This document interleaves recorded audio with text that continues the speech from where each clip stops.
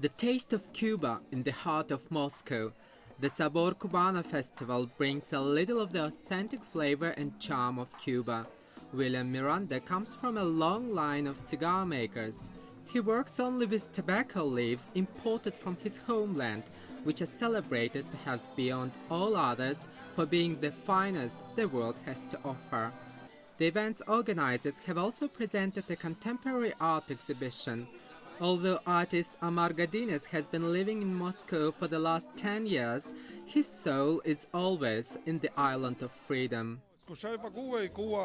I miss Cuba so much, it's always inside me, and I try to express all my feelings towards my home through my art.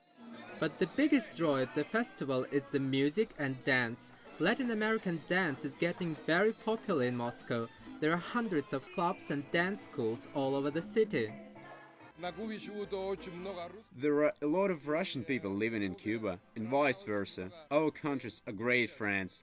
To my mind, Cuban people are very similar to the Russians. They are open and friendly, and there is so much in common between our cultures. Che Guevara band was founded 6 years ago in Moscow by Cuban brothers Abelardo and Alejandro Lopez. They've traveled all over Russia, including remote Siberian towns, presenting the musical heritage of Cuban people. It doesn't matter what language we sing in. The most important thing is the music.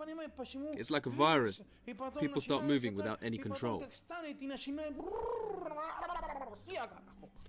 Che Guevara has never performed in Cuba, but they don't care about it.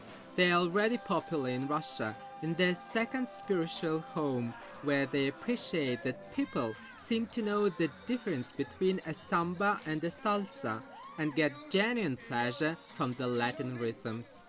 Alexander Andar, Russia Today, Moscow.